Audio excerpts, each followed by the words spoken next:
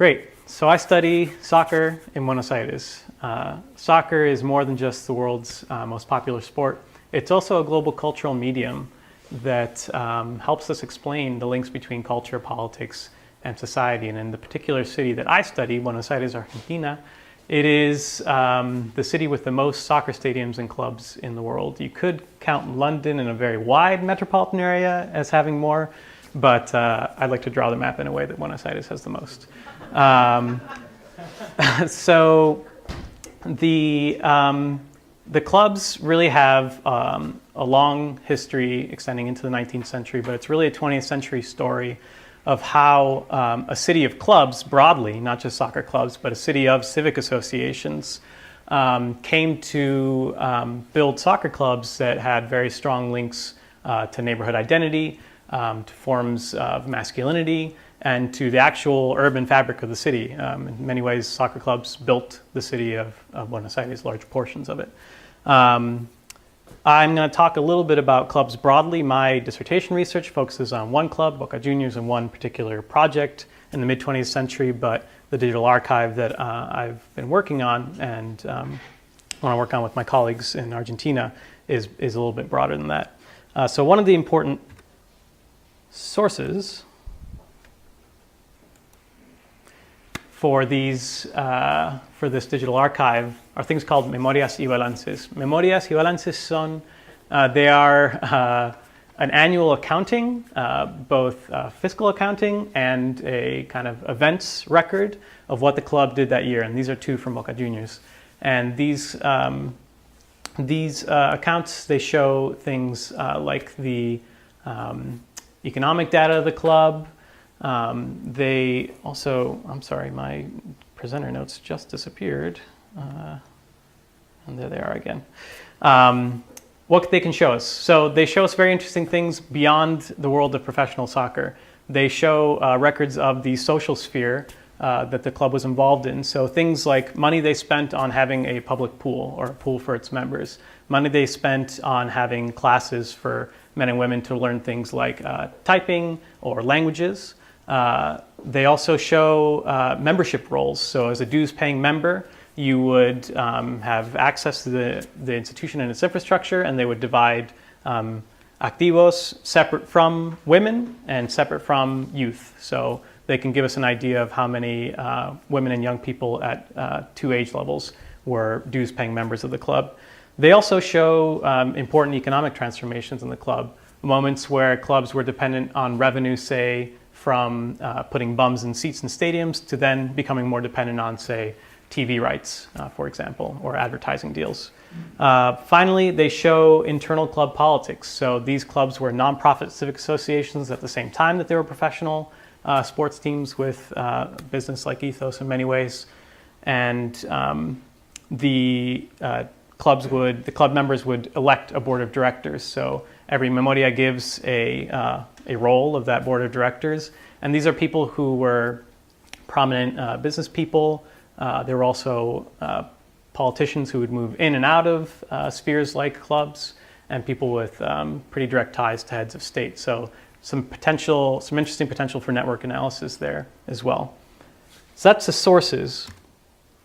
The state of the sources is really what I want to talk about, and how to go from the physical to the digital, and the fraught ethics and technical challenges that come with that. So this is a record room of Racing Club, one of the larger clubs in Buenos Aires.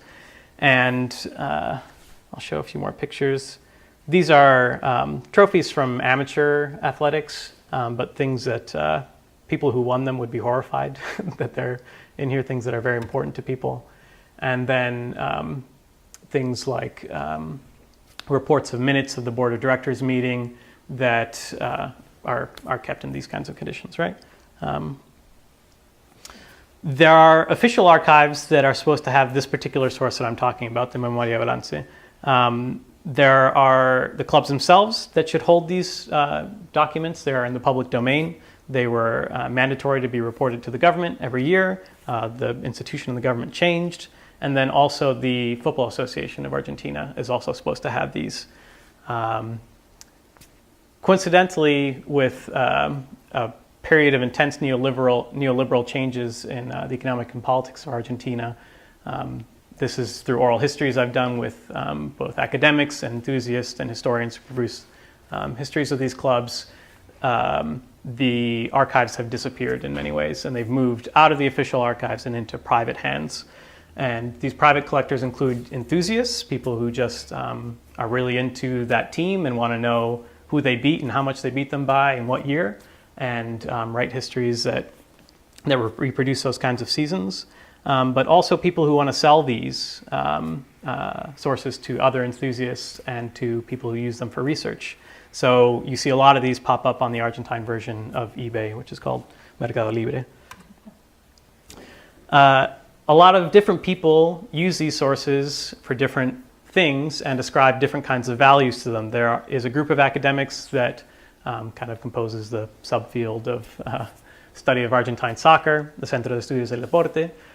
There are local historians and enthusiasts, and some clubs have a subcomisión de historia, like a subcommittee dedicated towards the history of the club, and they interact with the lifetime members of the club, the socios vitalicios, and those are the kinds of places that I would go to conduct oral histories.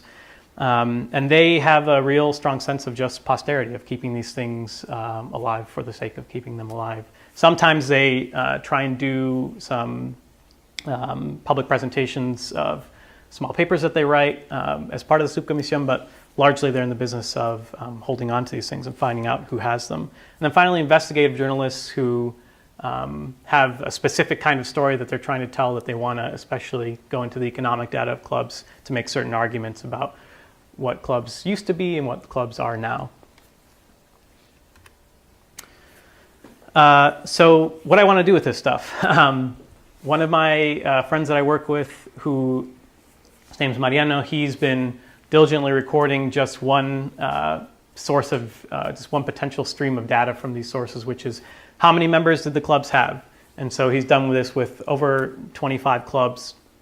And by pointing those points of growth on a map, we can kind of see expansions of certain neighborhoods as the city grew to the northwest and south. But right now, the archive, the database that I'm building, is just a series of spreadsheets that is in Google Drive.